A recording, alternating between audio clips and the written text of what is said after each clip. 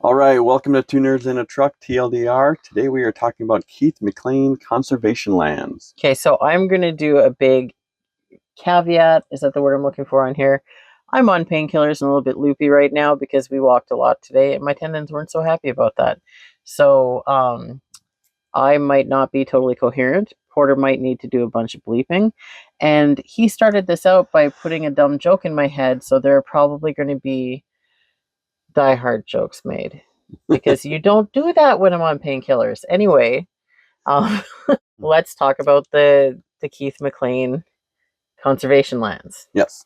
Okay, so we are staying at Rondo Provincial Park. It's the second time we've stayed there, and we're going to do a TLDR on that one. We have been driving around birding because the whole area is a birding paradise, and it's just a wild time of year for it. And we passed by the John McLean. John G. Porter, this is the Keith McLean.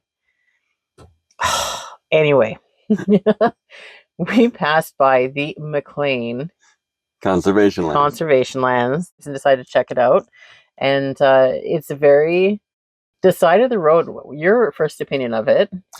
I thought it was just a little parking lot at a farm. I was like, that's kind of odd. It's just this plowed field, nothing even growing on it this time of year, and just a little parking lot. I'm like, weird. Okay. I had to arm twist him to go there because we had one morning of really good weather.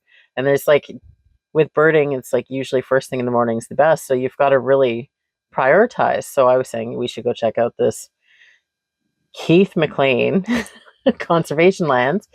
And I had seen in the Audubon app that there was just a ton of hits there. So he did agree to go.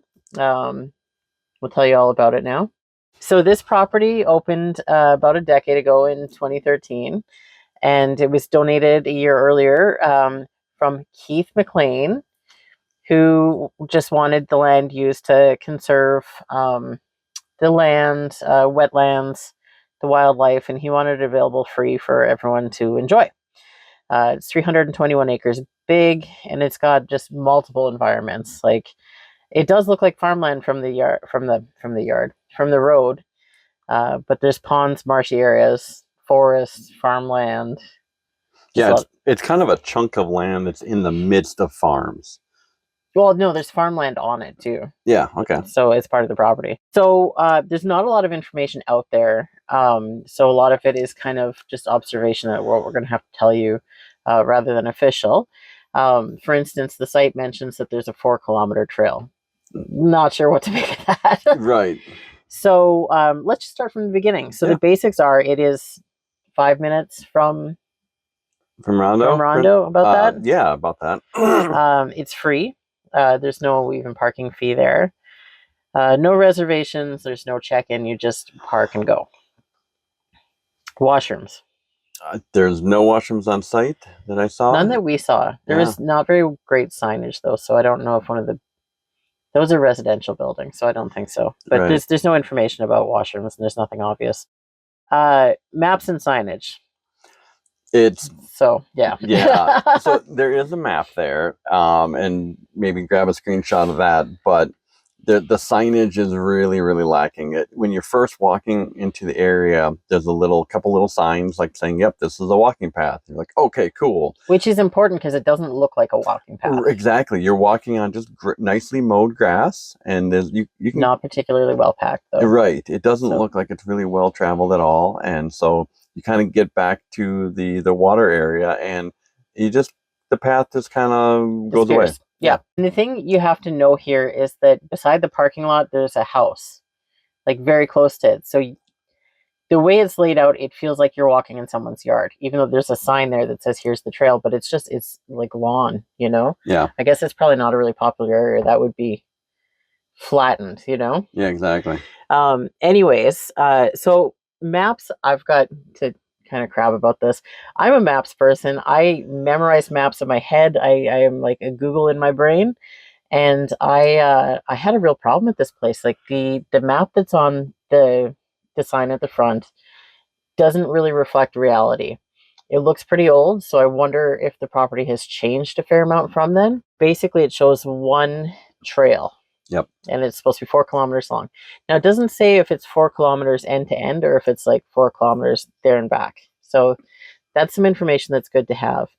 But the thing is that in reality, the trails that you see, because there are packed trails and there are obvious trails that are used a lot, once you get off the lawn, Yep. you know, are not on that map.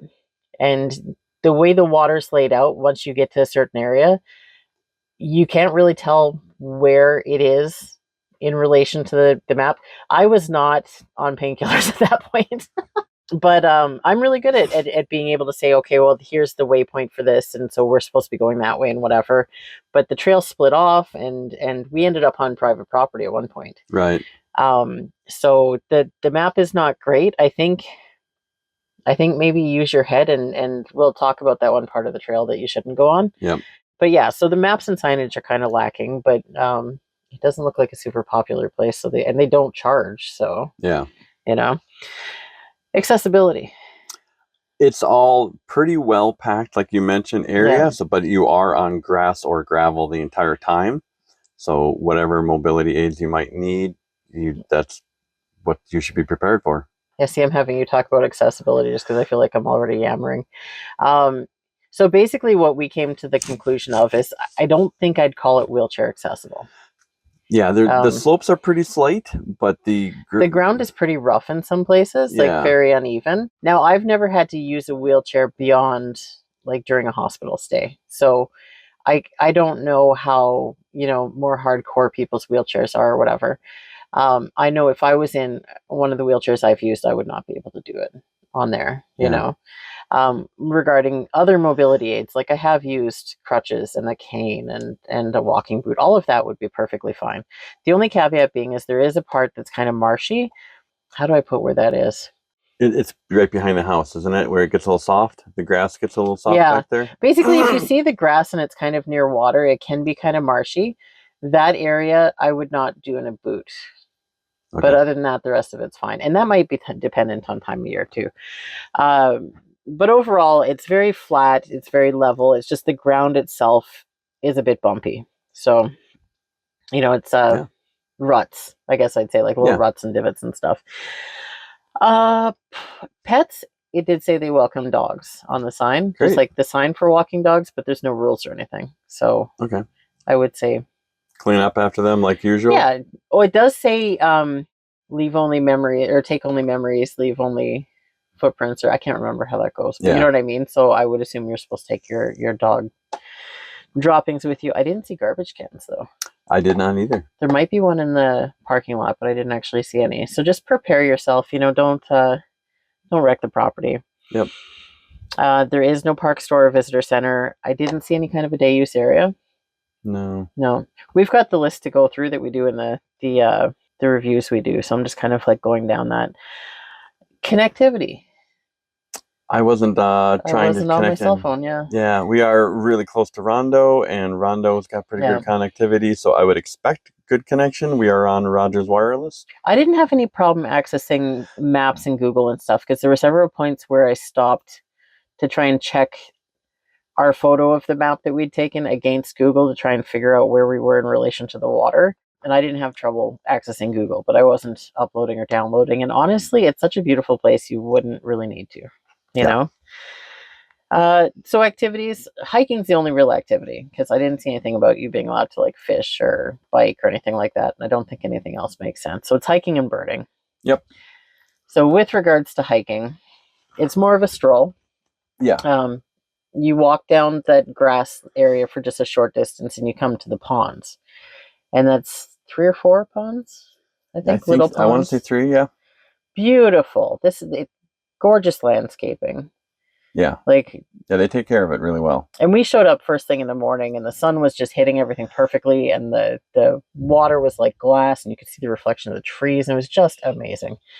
So there's these little ponds that you can walk around and there's a little kind of observation deck, but that was barricaded off. I'm assuming they're fixing it or something. Yeah, that was in rough condition. I didn't look too much at it because I was too busy. It was gorgeous. I was so distracted by the beauty.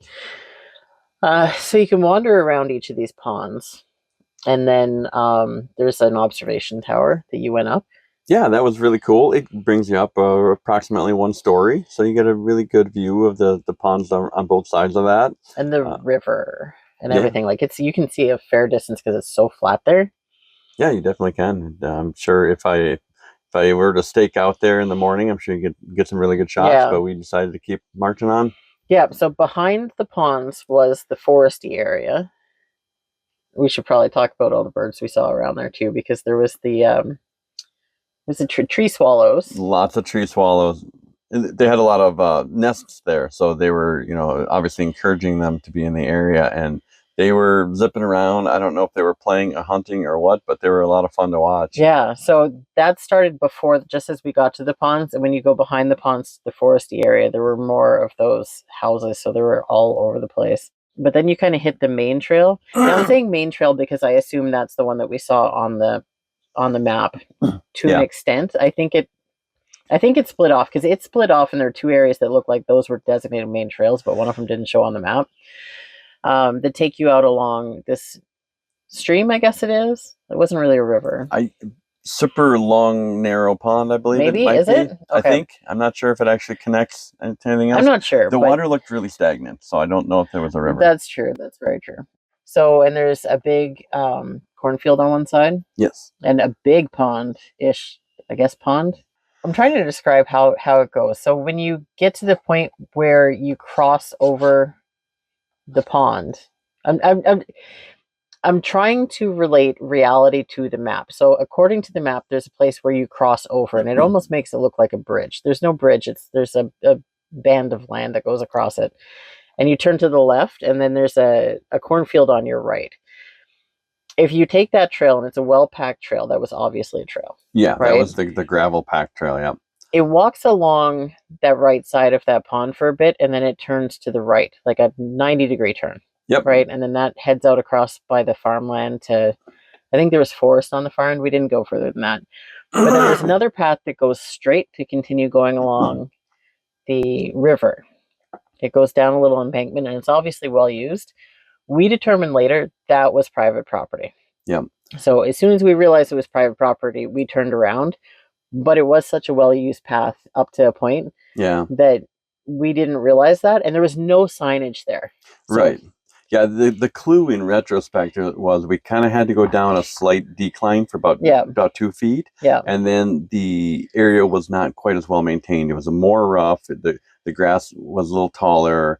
And after we realized we were on private property, we're like, oh, that explains it, because they're just not maintaining it. But it was a well-used trail. It just wasn't a well-maintained trail. So it wasn't super obvious. I think there probably should have been a sign there that said, like, keep going to the right, So we turned around there. It was beautiful. There were deer everywhere. There were. If you heard that, that was our cat swatting it at a microphone. So you did the birding for the most part. I was pointing out birds, but do you want to talk about some of the birds you saw? Yeah. So we mentioned the tree swallows. There are lots of them. There are also lots of killdeer. Oh my God, the killdeer! They love to scream, and they are hilarious. They were flying a lot at this park. Like usually we see them on the ground. Right. But there were a lot of flybys. A very loud, dramatic flybys. Yes, very much. But yeah, there were several kinds of ducks. They didn't really enjoy our company. They didn't let us get too close. We saw a blue-winged teal for the first time. We did. That was really cool. So we did get some shots. I wish we could have gotten a little closer, but that's fine. There was a really large swan, some Canada goose, some of the more common stuff like the robins and the red-winged blackbirds. So many red-winged blackbirds. And we tracked some interesting stuff that we had not seen before. Right. Yeah, there were several kinds of sparrows as well. So a lot of the sparrows look really similar if you're not familiar with them. So I basically just took pictures of every sparrow and hoped I got some cool, rare ones. And we don't actually know yet. So I'm looking at the list now. So what had come up is what we'd heard was northern cardinal, red-winged blackbird, mourning dove, song sparrow. I know we saw tons of those. Yeah. The greater yellowlegs, I'm so sad we didn't see. I know. That would have been really cool. Gadwall, common grackle, we did see that. American goldfinch, brown-headed cowbird, we saw lots of those. The blue-winged teal, the robin, the killdeer, the tree swallow, Canada goose. I thought there was another weird one in there. Savannah sparrow, palm warbler,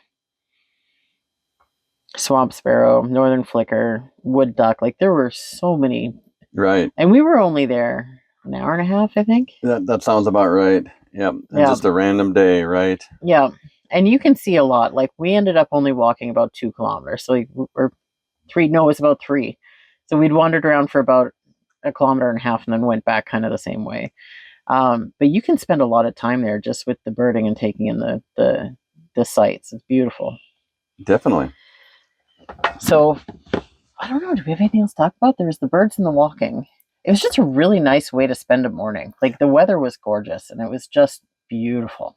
Yeah, it sounds like we're basically getting into final thoughts. Yeah. If you're staying at Rondo Provincial Park, I think it's a really cool place to visit. It's not inside the park, but it's only a few minutes outside. I definitely want to come back here again if we're at Rondo, and it would be really great to come back around Christmas time. Don't. Now I've got a conservation land. Ho, ho, ho. So go check it out. It's a great place. We went there in the morning, and I definitely recommend that. The birds are very active in the morning quite often. It's a lot more scenic than anything in Rondo, I find. Yeah. I love some of the trails in Rondo. This has got a completely different feel from that. So next time we're at Rondo, which we will be back, I'm definitely going to want to check this out again. It was extremely ADD friendly. I think. It was, yeah. Like that's the thing. I don't know if we really got into that, but the variety of land in there, like you can go from the pond area, which is like I say pond, and you think pond and rustic, but this was like landscaped, like beautiful. Yeah.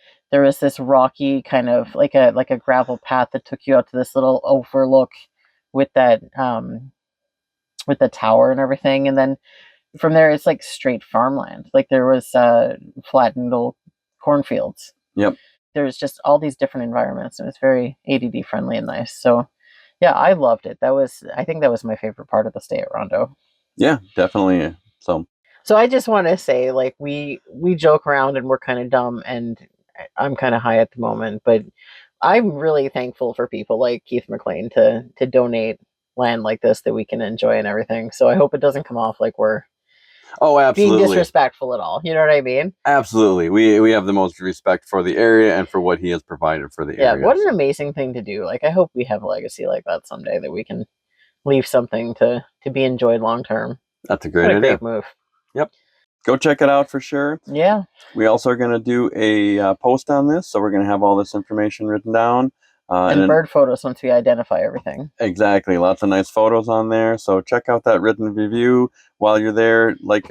Subscribe to us and get notifications on other stuff. Like and subscribe us here on YouTube as well. And I swear I'm more coherent in general. Sorry, I thought you were wrapping up. I interrupted you there. No, I swear I'm generally more coherent, but we had a lot of walking today, and my foot tendons did not really like that. So anyways, yes, love it. Like and subscribe. We'll talk to you later. Thanks for listening. TLDR.